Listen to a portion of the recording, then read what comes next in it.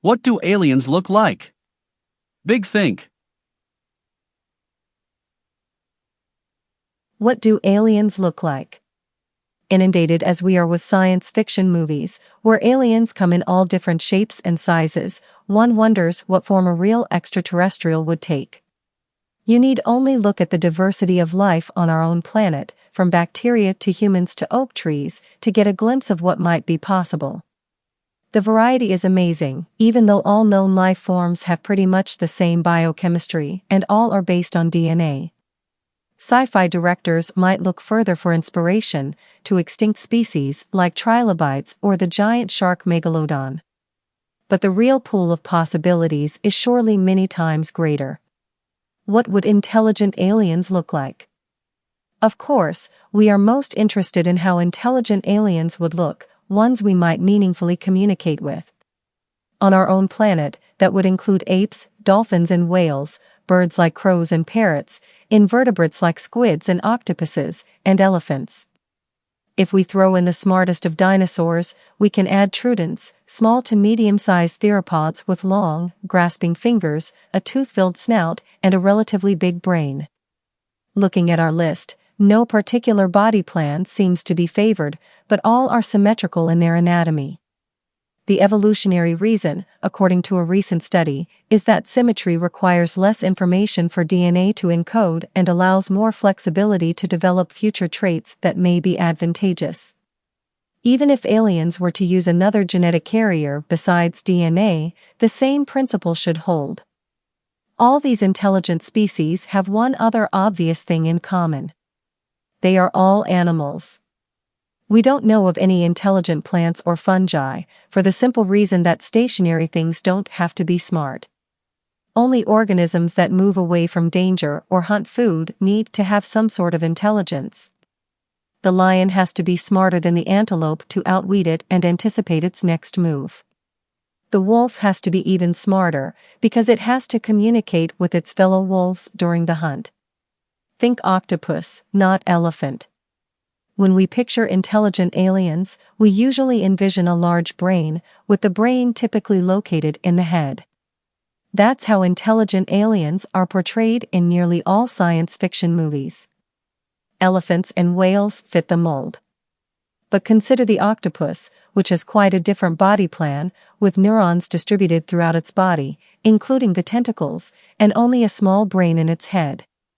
Notably, the octopus is the oldest species on our list, our most distant relative in evolutionary terms. An alien, of course, would have no relation to us at all, so we probably should think more in terms of an octopus than an elephant when imagining how extraterrestrials would appear. We should also consider the principle of convergent evolution. On our own planet, different species often come up with similar adaptive traits. Good examples of this are sensory organs such as eyes, ears, and noses. There is strong evolutionary pressure to have light-sensing organs, especially if the species is part of a predator-prey relationship. These can take different forms, from the compound eye of a fly to the stereo vision of humans to the eye spots of certain microorganisms. But the principle is the same. Only in the deep ocean or inside caves, where no light penetrates, do some organisms lack eyes.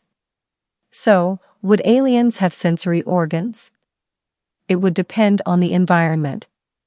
Who needs ears if there is no medium to transmit sound waves?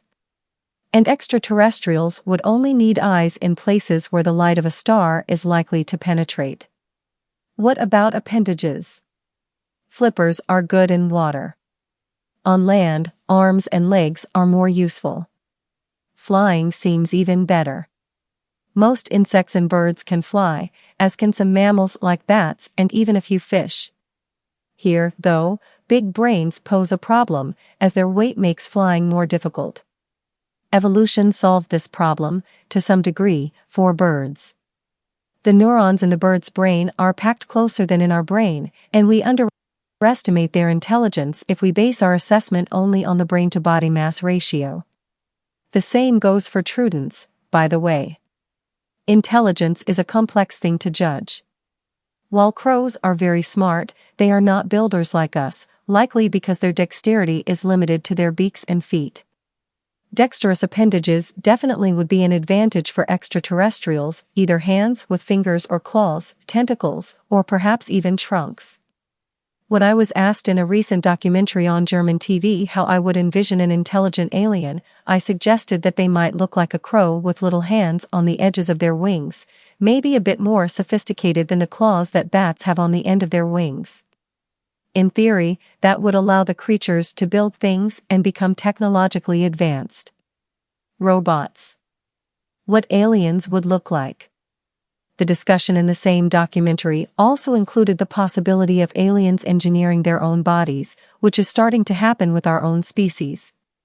We humans already incorporate technical aids into our body like contact lenses, pacemakers, and all kinds of prosthetics.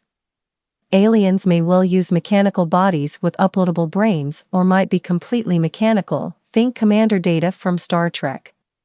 Given the natural tendency of all life forms to want to survive as long as possible, I think it would be a common trait of extraterrestrials to shed their limited organic bodies as much and as soon as they could.